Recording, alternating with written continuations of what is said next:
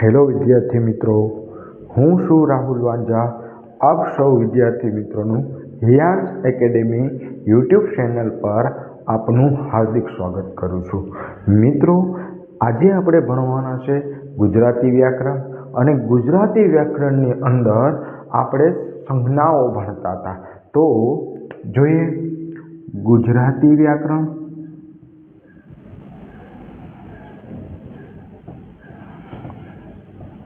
ગુજરાતી વ્યાકરણ એમાં આપણે ભણતા હતા સંજ્ઞાઓ. શું ભણતા હતા? તો કે સર સંજ્ઞાઓ ભણતા હતા. આ સંજ્ઞાઓ જે છે એના 5 પ્રકાર છે: વ્યક્તિવાચક, જાતિવાચક, સમૂહવાચક, દ્રવ્યવાચક અને ભાવવાચક. આ સંજ્ઞાના 5 પ્રકાર છે. એમાંથી આપણે સંજ્ઞાના ભાગ 1 એટલે કે લેક્ચર નંબર 1માં આપણે 2 સંજ્ઞાઓ ભણી ગયા છે. વ્યક્તિવાચક અને જાતિવાચક સંજ્ઞાનો અભ્યાસ કરી ચૂક્યા છે. જો વિદ્યાર્થી મિત્રો આપે એ વિડીયો ન જોયો હોય તો પહેલાં તમે પ્લે લિસ્ટમાં જઈ અને ગુજરાતી વ્યાકરણનો જે સંજ્ઞાનો ફર્સ્ટ લેક્ચર છે એ પહેલાં વ્યક્તિવાચક અને જાતિવાચક સંજ્ઞાનો અભ્યાસ કરી લો. ત્યાર પછી આ લેક્ચરમાં આજે આપણે ભણવાનું છે સમૂહવાચક, દ્રવ્યવાચક અને ભાવવાચક સંજ્ઞાઓ. તો ચાલુ કરીએ સંજ્ઞાનો 3જો પ્રકાર, જેનું નામ છે સમૂહવાચક સંજ્ઞા. પ્રકાર નંબર 3, જેનું નામ શું છે વિદ્યાર્થી મિત્રો? તો કે સમૂહવાચક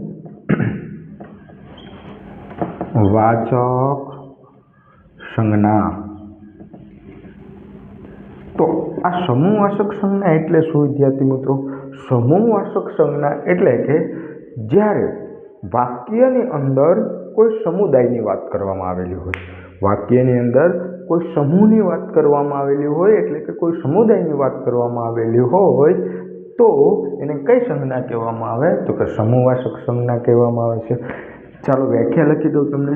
જ્યારે વાક્યમાં કોઈ સમુદાયની વાત કરવામાં આવી હોય, કોઈ સમુદાયની વાત કરવામાં આવ્યું હોય, કોઈ સમુદાયની વાત કરવામાં આવી હોય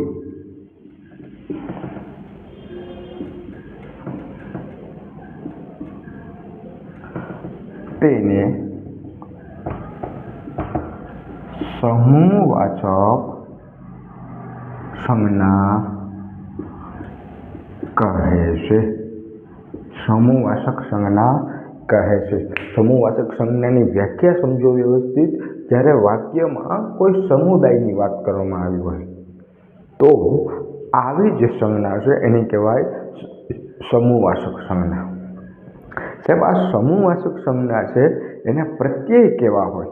તો જોઈએ સમૂહવાચક સંજ્ઞાના પ્રત્યય. સમૂહવાચક સંજ્ઞાના પ્રત્યય જોઈએ આપણે. લશ્કર, લશ્કર, ટુકડી, ટીમ, પછી સૈન્ય, ઝુમખું વગેરે વગેરે, સંઘ, સંગઠન. આ બધા સમૂહવાચકના સંજ્ઞાના પ્રત્યયો છે. તમને ખબર છે કે જો લશ્કર, તો લશ્કરમાં કોઈ 1 કે 2 વ્યક્તિ ન હોય, લશ્કરમાં આખો સમુદાય હોય. ટુકડી, ટુકડીમાં 1 કે 2 કે 3 પ્લેયર ન હોય, ટુકડીની અંદર ઘણા બધા લોકો હોય છે, સમૂહ હોય છે. ટીમ, તો ટીમમાં પણ સમૂહ હોય છે, ટીમમાં 1-2 વ્યક્તિ ન હોય. સૈન્ય છે તો સૈન્યમાં તો ઘણા બધા માણસોનું જૂથ હોય છે, આખું સમુદાય હોય છે. જ્યારે ઝુમખું જે આપણે કહીએ તો ઝુમખાની અંદર પણ ઘણી બધી માનો લો કે આપણે દ્રાક્ષની વાત કરીએ તો કોઈ એક દ્રાક્ષ હોય, આપણે એને ઝુમખું નથી કહેતા. ઘણી બધી દ્રાક્ષ ભેગી થાય ત્યારે એક ઝુમખું બને છે.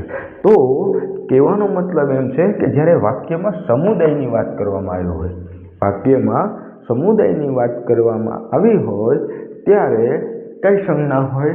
સમૂહવાચક સંજ્ઞા હોય. ક્લિયર છે વિદ્યાર્થી મિત્રો? ચાલો સાહેબ એના ઉદાહરણ લખી દો. તેના ઉદાહરણ આપણે લખીએ. ભારતની ટીમ, ઉદાહરણ તરીકે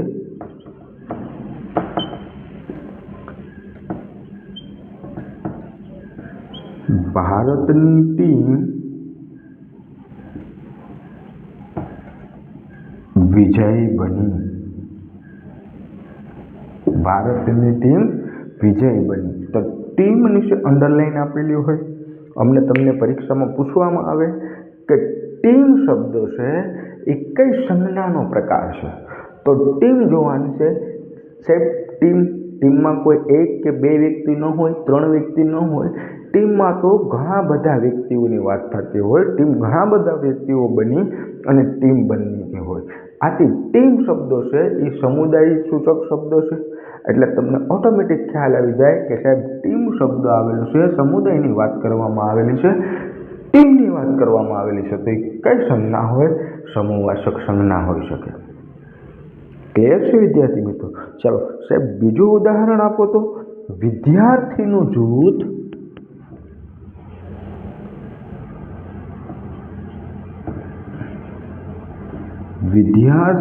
જૂથ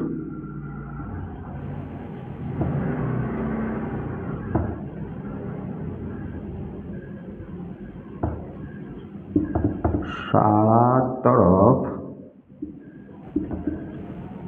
જતું હતું. વિદ્યાર્થીઓનું જૂથ શાળા તરફ જતું હતું. તો અહીંયા જૂથ શબ્દની નીચે અંડરલાઈન આપેલી હોય. અમને તમને પૂછવામાં આવેલું હોય પરીક્ષામાં તો કે જૂથ શબ્દો છે એ સંજ્ઞાનો પ્રકાર જણાવો. તો જૂથ ક્યારે એક બે વ્યક્તિનું હોય નહીં. જૂથમાં તો ઘણા બધા લોકો હોય. તો ઘણા બધા લોકો હોય છે એટલે જૂથ છે એ સમુદાય સૂચક શબ્દ છે. એટલે આપણને ઓટોમેટિક ખ્યાલ આવી જાય કે સાહેબ જૂથની વાત કરવામાં આવેલી છે, સમુદાયની વાત કરવામાં આવેલી છે. તો આ જૂથ છે એ કઈ સંજ્ઞામાં આવશે? તો કે સમૂહવાચક સંજ્ઞામાં આવશે. ક્લિયર છે વિદ્યાર્થી મિત્રો? આવડશે? ઓકે. આના પછી સાહેબ વધારે એક ઉદાહરણ આપો. ચાલો હજી એક ઉદાહરણ આપીએ.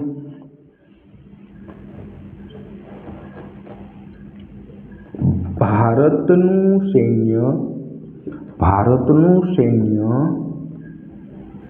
ખૂબ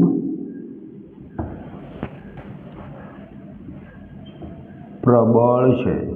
ભારતનું સૈન્ય ખૂબ પ્રબળ છે. સૈન્યની નીચે અંડરલાઈન આપેલી હોય. અમને તમને પરીક્ષામાં પૂછવામાં આવતું હોય કે સૈન્ય શબ્દો છે એ કઈ સંજ્ઞાનો પ્રકાર દર્શાવવામાં આવેલું છે? તો જુઓ તો સૈન્યની અંદર એકાદો બે વ્યક્તિ ના હોય. સૈન્યની અંદર ઘણા બધા લોકો હોય. કોની સમુદાયની વાત કરવામાં આવેલી છે? સૈન્ય મતલબ જૂથની વાત કરવામાં આવેલી છે. સૈન્ય મતલબ ઘણા બધા લોકોની વાત કરવામાં આવેલી છે. તો એ સમુદાય સૂચક શબ્દો છે. જેથી આ સૈન્ય શબ્દો છે એ કઈ સંજ્ઞાનો પ્રકાર છે? તો કે સાહેબ સમૂહવાચક સંજ્ઞાનો પ્રકાર છે. ખ્યાલ આવે છે વિદ્યાર્થી મિત્રો? હવે જોતું હોય તો સાહેબ હજી એક ઉદાહરણ આપો એટલે અમને પરફેક્ટ થાય. કઈ વાંધો નહીં. ચાલો. આકાશમાં તારાઓનું ઝુમખું છે. આકાશમાં તારાઓનું શું છે? ઝુમખું છે. તો જે ઝુમખાની નીચે અંડરલાઈન આપેલી હોય. તમને પરીક્ષામાં પૂછવામાં આવેલું હોય કે ઝુમખું શબ્દ છે એ કઈ સંજ્ઞાનો પ્રકાર છે? તો જુઓ તો વિદ્યાર્થી મિત્રો, ઝુમખુમાં કોઈ એક તારો નથી કે બે તારાની વાત કરવામાં નથી આવી. ઝુમખું મતલબ આકાશમાં ઘણા બધા તારાઓ છે. એટલે ઘણા બધા તારાઓ હોય એને શું કહેવામાં આવે? ઝુમખું કહેવામાં આવે છે. તો ઝુમખુંનો મતલબ કોઈ સમુદાયની વાત કરવામાં આવેલી છે, ઘણા બધા તારાઓની વાત કરવામાં આવેલી છે. તો આ ઝુમખું શબ્દ છે એ કઈ સંજ્ઞાનો પ્રકાર છે સાહેબ? તો કે સમૂહવાચક સંજ્ઞાનો પ્રકાર છે. ખબર પડે છે વિદ્યાર્થી મિત્રો? ઓકે. આપણે ભણી રહ્યા છીએ સંજ્ઞા અને એનો સંજ્ઞાનો ત્રીજો પ્રકાર છે જે સમૂહવાચક સંજ્ઞા છે. જ્યારે વાક્યમાં કોઈ સમુદાયની વાત કરવામાં આવે ત્યારે એ સમૂહવાચક સંજ્ઞા હોય છે. એના પ્રત્યય પણ છે. સાહેબ લશ્કર હોય, ટુકડી હોય, ટીમ હોય, સૈન્ય હોય, ઝુમખું હોય, આવા કોઈ પણ પ્રકારના શબ્દો હોય કે જેમાં એક કે બે વ્યક્તિ ન હોય, એમાં અઢળક વસ્તુઓ હોય, તો સમુદાયની વાત કરવામાં આવે તો એને શું કહેવામાં આવે છે કે સાહેબ એને સમૂહવાચક સંજ્ઞા કહેવામાં આવે છે. ક્લિયર છે વિદ્યાર્થી મિત્રો? સમૂહવાચક શબ્દ તમને શબ્દો આવે કે સમૂહવાચક શબ્દ હોય તો તમને ખ્યાલ જ આવવું જોઈએ કે આ સમૂહની વાત કરવામાં આવેલી છે, કોઈ એકની વાત કરવામાં આવેલી નથી. જો આવો શબ્દ તમે જોઈ જાઓ તો એ કેમાં આવશે? તો કે સમૂહવાચક સંજ્ઞામાં આવશે. ક્લિયર છે વિદ્યાર્થી મિત્રો? ઓકે, ક્લિયર હોય તો લાઈક કરો ચેનલને, સબસ્ક્રાઈબ પણ કરજો અને બીજા વિદ્યાર્થી સુધી શેર પણ કરજો, જેથી તમારી જેમ બધા જ વિદ્યાર્થીઓ ફ્રીમાં આપણી યુટ્યુબ ચેનલ ઉપર ગુજરાતી વ્યાકરણ સરસ મજાનું તૈયાર કરી શકે. ઠીક છે, હવે આપણે ભણવાના છીએ જેનું નામ છે દ્રવ્યવાચક સંજ્ઞા. જેનું નામ શું છે? તો કે દ્રવ્યવાચક સંજ્ઞા.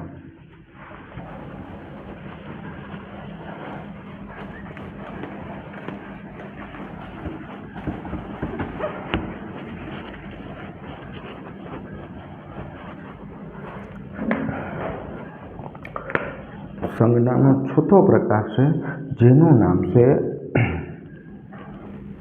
દ્રવ્યવાચક સંજ્ઞા. તો સાહેબ આ 4 નંબરની છે દ્રવ્યવાચક સંજ્ઞા. તો આ દ્રવ્યવાચક સંજ્ઞામાં શું હોય? દ્રવ્યવાચક સંજ્ઞા એટલે જેને માપી શકાય, જેને માપી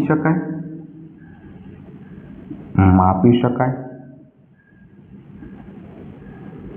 વજન કરી શકાય, જેને માપી શકાય, વજન કરી શકાય,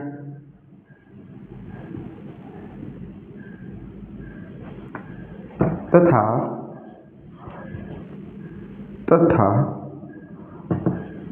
જથ્થામાં હોય તો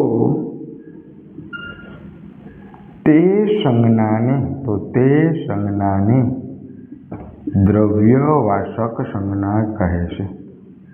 સંજ્ઞા કહે છે.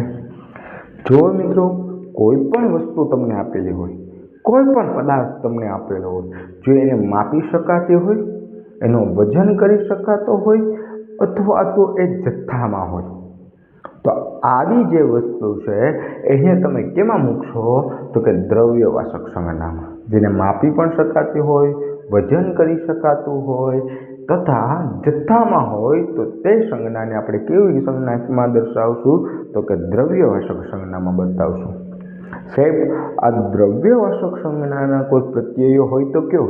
તો જેને માપી શકાય, વજન કરી શકાય, જથ્થામાં હોય, આવી દરેક વસ્તુને તમે દ્રવ્યવાચક સંજ્ઞામાં લઈ શકો. સાહેબ પ્રત્યય લખી દો તો ચાલો પ્રત્યય લખીએ આપણે.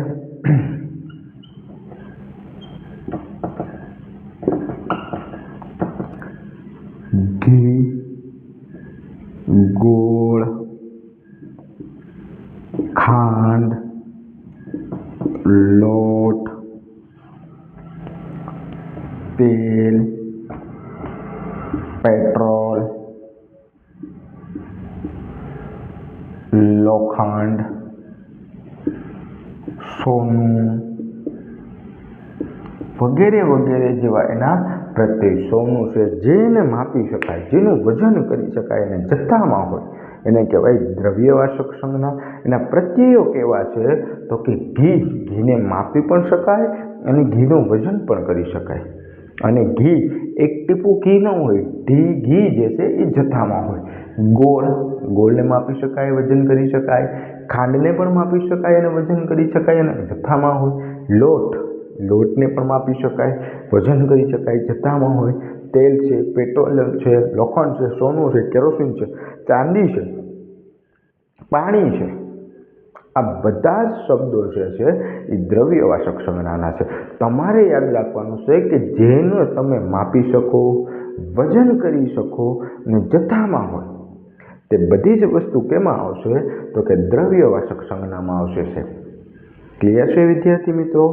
ઓકે, ચાલો એના પછી સાહેબ ઉદાહરણ આપો તો અમને વધારે ખબર પડે.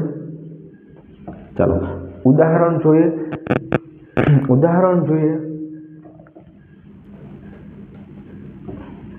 ભાઈના લગ્ન માટે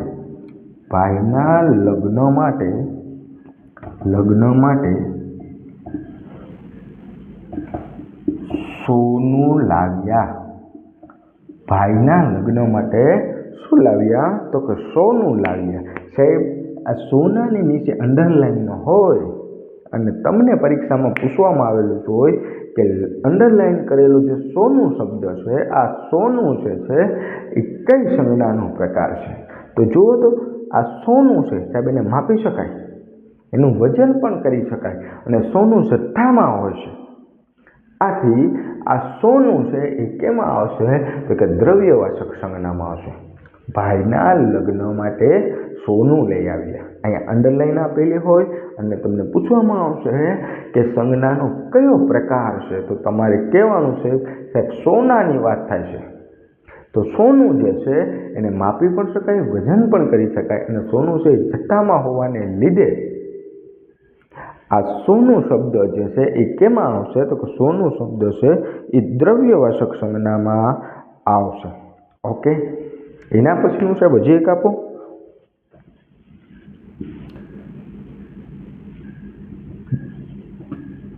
ઝેર તો પીધા જાણી. ઝેર તો મીરાબાઈએ ઝેર તો પીધા જાણી. ચાલો જો સાહેબ ઝેરની નીચે અંડરલાઈન હોય તો આ ઝેર શબ્દ છે એ કઈ સંજ્ઞાનો પ્રકાર છે? આવું તમને પરીક્ષામાં પૂછેલું હોય. શાંતિથી જોવાનું સાહેબ. ઝેર છે તો ઝેરને શું માપી શકાય, શું વજન કરી શકાય? ઝેર જથ્થામાં હોય તો યસ મિત્રો, ઝેરને માપી પણ શકાય, વજન પણ કરી શકાય ને વજન પણ જથ્થામાં પણ હોવાને લીધે આ ઝેર શબ્દ છે એ કઈ સંજ્ઞાનો પ્રકાર દર્શાવે તો કે દ્રવ્યવાચક સંજ્ઞા દર્શાવે છે. ઓકે સાહેબ હજી એક આપો તો હજી એક જોઈએ. ચાલો તંદુરસ્તી માટે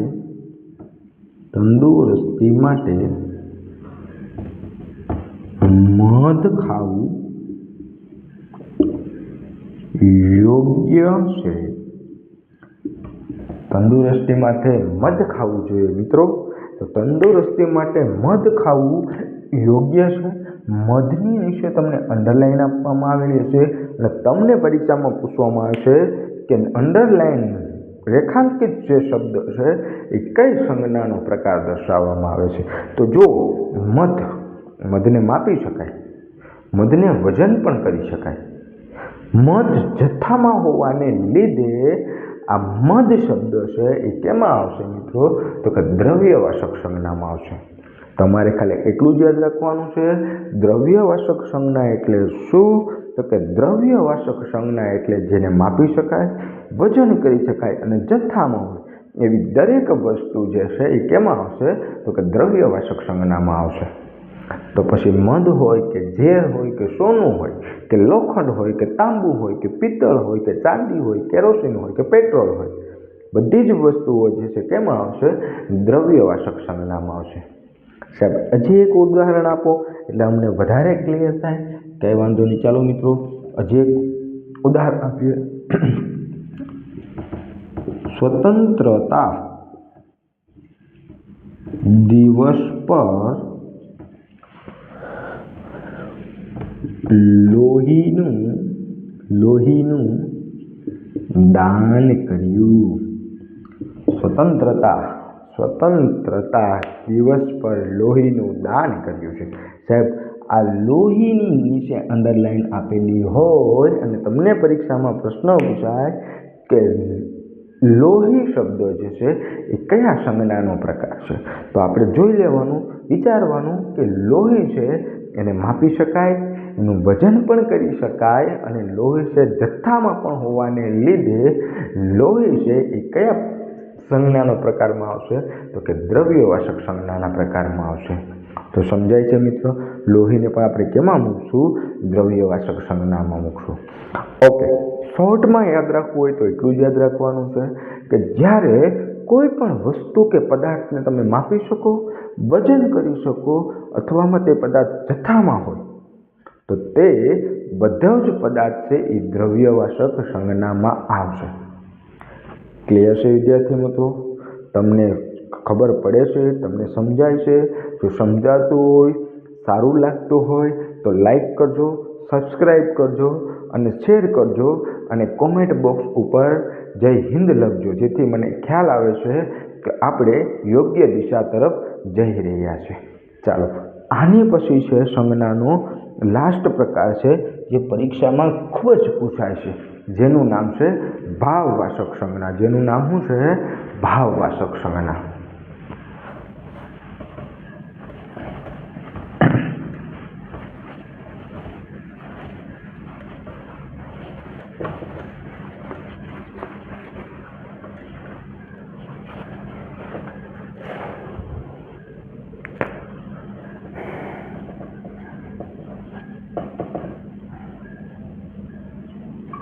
ભાવવાચક સંજ્ઞા સાહેબ, ભાવવાચક સંજ્ઞા એટલે શું? ભાવવાચક સંજ્ઞા એટલે શું? તો સાહેબ અમને કહો તો જરી. જે વસ્તુ કે પદાર્થને આપણે જોઈ શકાય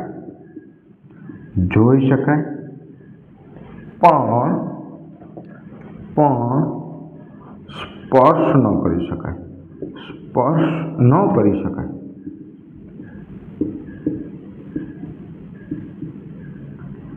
માત્ર અનુભવી શકાય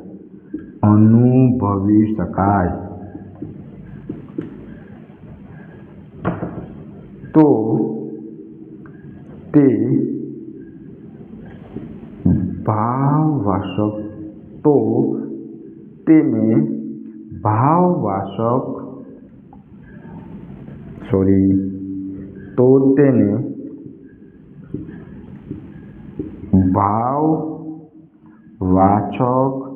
સંજ્ઞા કહે છે.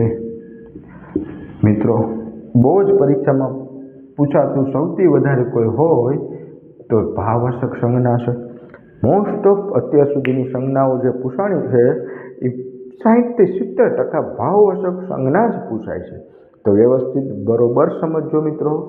જે વસ્તુ કે પદાર્થને તમે જોઈ શકો છો, તમે જોઈ શકાય પણ એને અડી ન શકાય, એને સ્પર્શ ન કરી શકાય, માત્ર અનુભવ કરી શકાય, તો એવું કોઈ પણ વસ્તુ કે પદાર્થ છે એ ભાવવાચક સંજ્ઞામાં આવશે. તમે એને જોઈ શકો છો પણ સ્પર્શ કરી શકતા નથી, માત્ર અનુભવ કરી શકો છો. આવો જે કોઈ પદાર્થ છે તો આવા પદાર્થને તમે કેમાં મૂકી શકો? ભાવવાચક સંજ્ઞામાં. સાહેબ સમજાયું નહીં? થોડાક પ્રત્યય લખાવો એટલે અમને વધારે આઈડિયો આવે. ઓકે, ચાલો વિદ્યાર્થી મિત્રો, એના પ્રત્યય છે દિવસ,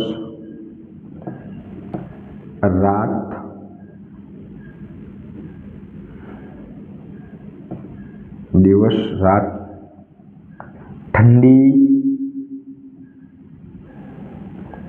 વિચાર,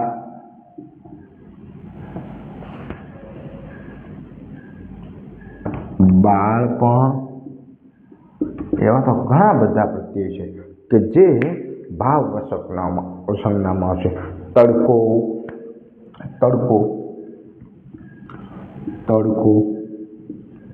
આવા બધા ઘણા બધા જે પ્રત્યયો છે જે ભાવવાચક સંજ્ઞાનો પ્રકાર દર્શાવે.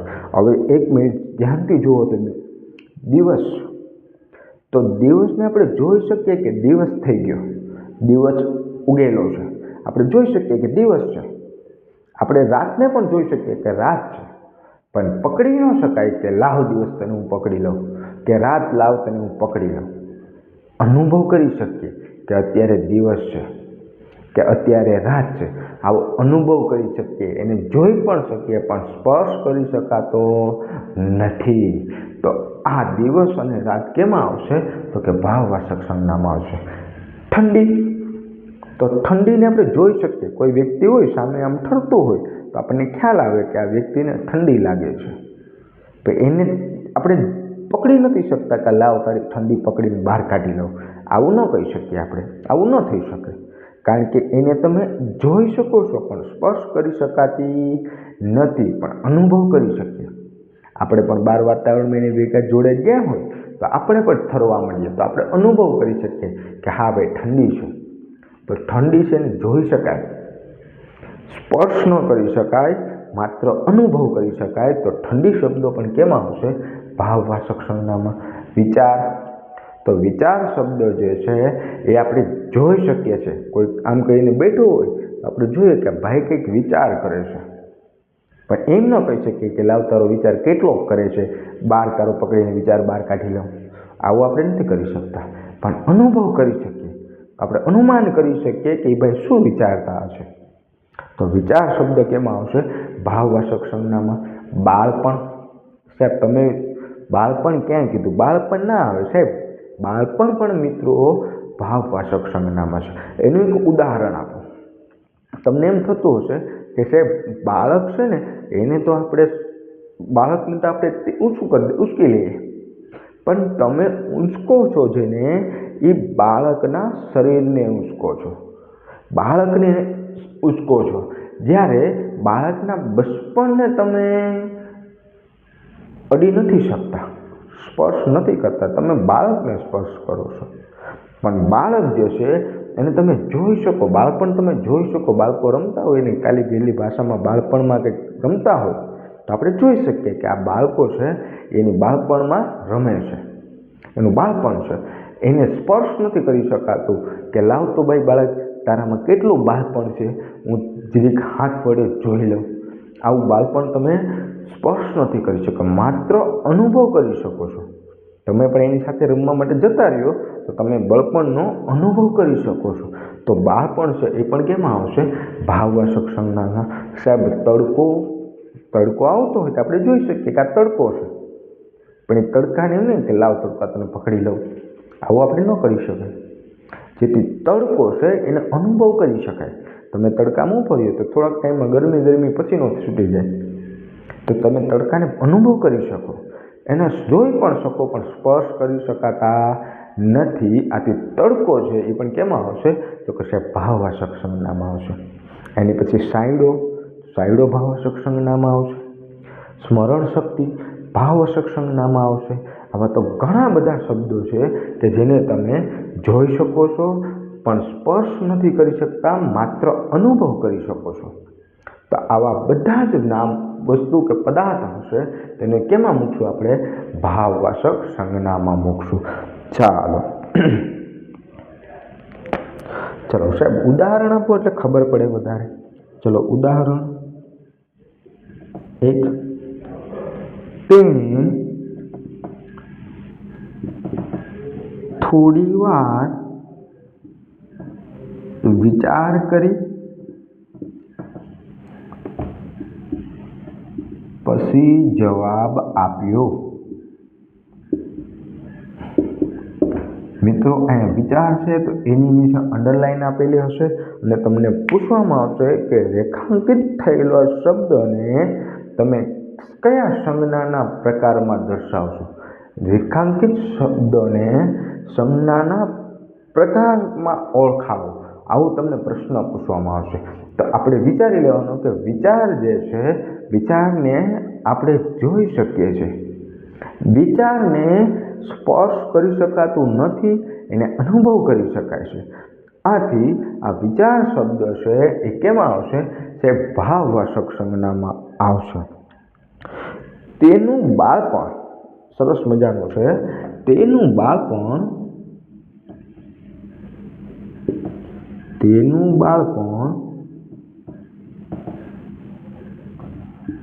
ગામડામાં વીત્યું. તેનું બાળપણ ક્યાં વીત્યું?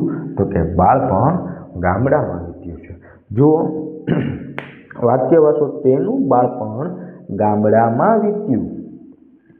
તો બાળપણને તમે જોઈ શકો છો, બાળપણને તમે સ્પર્શ કરી શકાતા નથી. તમે જે સ્પર્શ કરો છો એ બાળકને ઊંચકો છો, બાળકને સ્પર્શ કરો છો, પણ બાળકની અંદર જે બાળપણ છે એને તમે સ્પર્શ કરી શકતા નથી, પણ અનુભવ કરી શકો છો.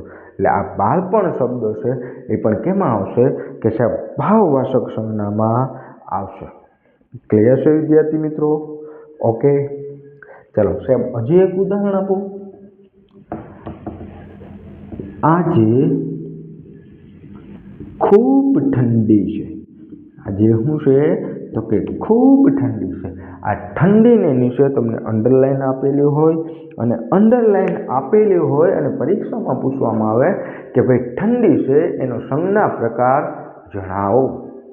તો આપણે ઠંડી જે છે એનું વિચારવાનું છે કે ઠંડીનો તમે જોઈ શકો છો, ઠંડીને તમે સ્પર્શ કરી શકતા નથી કે લાવતો ભાઈ તને કેટલી ઠંડી લાગે હું હાથથી જોઈ લઉં પકડીને, આવું નથી કરી શકતા, પણ એનો અનુભવ કરી શકીએ છીએ.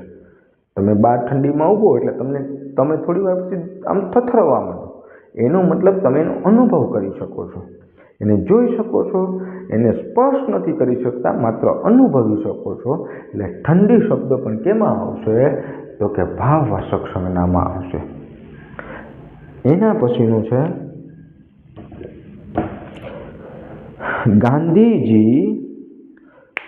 ગાંધીજી આઝાદી માટે પ્રયત્નશીલ હતા. જોઈએ, ગાંધીજી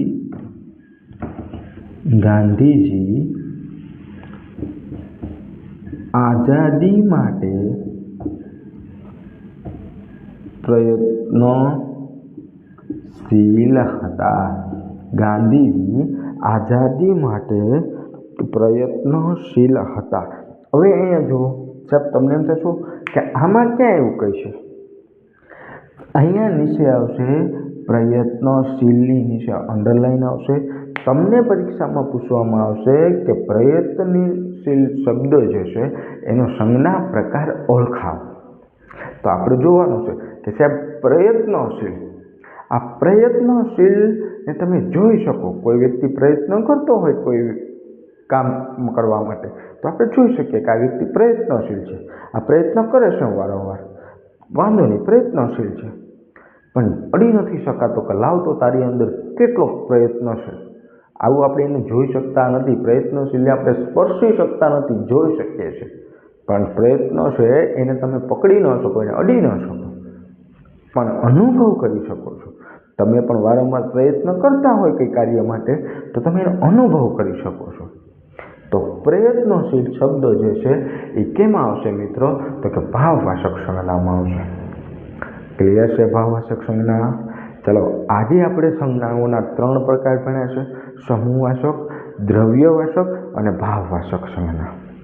સમૂહવાચક જ્યારે વાક્યમાં કોઈ સમુદાયની વાત કરવામાં આવેલી હોય, પ્રત્યય જે છે લશ્કર છે, ટુકડી છે, ટીમ છે, જૂથ છે, ઝુમખું છે, સૈન્ય છે, આવા બધા જે પ્રત્યયો હશે તો તમને ખબર હોવી જોઈએ કે સમુદાયની વાત કરવામાં આવેલી છે, એટલે કેમાં આવશે? તો કે સમૂહવાચક સંજ્ઞામાં આવશે.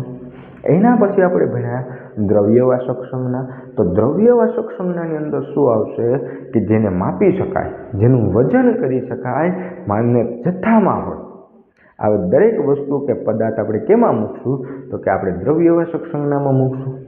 સાહેબ એવા પ્રત્યયો આપો અમને, તો ઘી, ગોળ, ખાંડ, પેટ્રોલ, કેરોસીન, પાણી, દૂધ, છાશ, લોખંડ, સોનું, ચાંદી, આ બધી જ વસ્તુઓ જે છે એ કેમાં આવશે? તો કે દ્રવ્યવાચક સંજ્ઞામાં આવશે.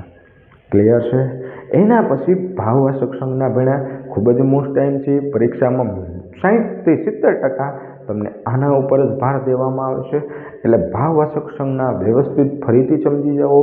જે વસ્તુ કે પદાર્થને તમે જોઈ શકો છો પણ સ્પર્શ કરી શકતા નથી, એને અડી શકતા નથી, માત્ર અનુભવ કરી શકો છો, આવા બધા જ શબ્દોને કેમાં મૂકવામાં આવશે? તો કે ભાવવાચક સંજ્ઞામાં આવશે. સાહેબ એના પ્રત્યયો ક્યાં હતા?